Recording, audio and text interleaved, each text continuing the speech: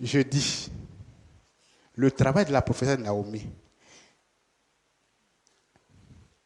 a un début et une fin. Et la fin équivaut à la fin du monde. Amen. Ce n'est pas aussi facile à croire. Mais faites un effort pour croire. Et vous verrez la gloire de Dieu.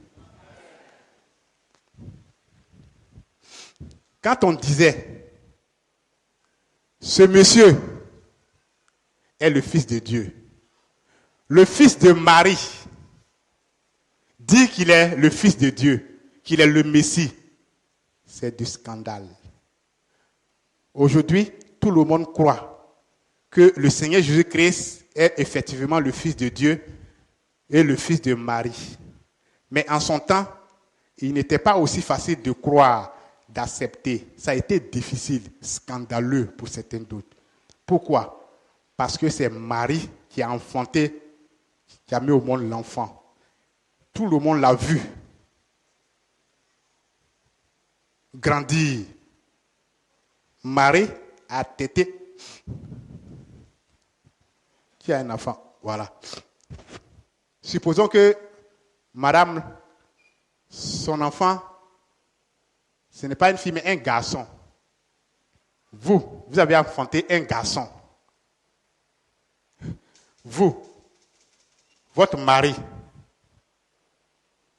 vous a doté, comme on vous le dit, vous a doté. Vous ne connaissez même pas votre mari. Du coup, vous êtes vierge et vous tombez enceinte.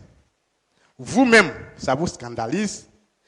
Et ça scandalise votre famille. Ça scandalise tout le monde. Mais vous, ça va vous scandaliser, mais ça ne sera pas trop. Mais la famille sera beaucoup scandalisée parce que vous avez été doté. Mais d'où vient cette grossesse? Soit tu t'es caché avec l'homme qui t'a doté, ou bien tu as trompé l'homme. L'homme se plaint aussi parce qu'il ne te connaît pas. Maintenant, d'où vient la grossesse? Imaginez-vous, mettez-vous à la place de Marie. Comment ça a été? Difficile. Mais puisque c'est Dieu qui l'a fait, Dieu lui s'est révélé à qui? À Marie. Pour dire quoi? Que la grossesse que tu portes, tu n'as rien fait. Mais je vais t'utiliser pour effectuer un travail. Que l'enfant même qui est dans ton sein provient de moi, Dieu. Donc, calme-toi. Marie, vous allez vous calmer parce que Dieu vous a rassuré. Et vous savez que la grossesse que vous portez provient maintenant de Dieu. Parce que Dieu peut tout faire. Maintenant, comment convaincre ton mari? Point d'interrogation. Maintenant, Dieu lui-même, qui s'est révélé à toi, s'il veut mettre fin à tout débat, il sera obligé de faire quoi? De se révéler à l'homme aussi.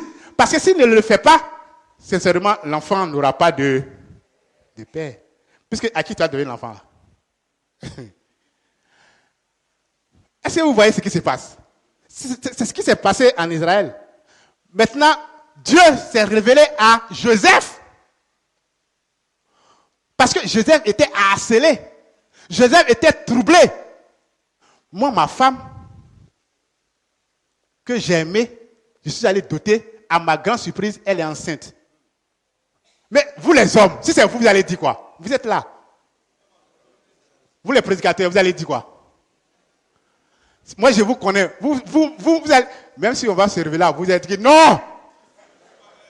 C'est pas vrai. Elle m'a trompé, c'est ça. Mais Joseph, lorsque Dieu s'est révélé à lui, Dieu a dit à Joseph que, mon fils, tu vois, la grossesse que porte ta femme là, c'est mon Dieu. Arrête. Ce que les gens sont en train de raconter gauche à droite là, ne prête pas attention. Écoute mon Dieu. C'est moi qui t'ai donné cet enfant. Arrête. Prends ta femme. C'est ta femme. Et c'est moi Dieu. Je vous dis, elle n'a pas commis d'adultère. Et Joseph a écouté Dieu. Il s'est calmé et il a pris sa femme. Mais quand Joseph a accepté de prendre sa femme, vous pensez qu'on a tout écrit dans la Bible? Imaginez-vous ce que les amis de Joseph vont dire. Imaginez-vous ce que les parents de Joseph vont dire de lui. Mais Joseph a écouté Dieu et Joseph a pris sa femme. L'enfant qui est né, est-ce que les gens même, ils sont en train dans les églises en train de raconter quand ils ont mangé, si tu crois que Dieu, le Seigneur Jésus qui est mort, c'était à la vie éternelle, facilement comme ça. Ah. Maintenant, quand Joseph a pris sa femme, comment on les regardait? Comment on les regardait? Mais c'était terrible. Les gens pensent que ça a été facile, tout a été facile. Rien n'est facile avec Dieu.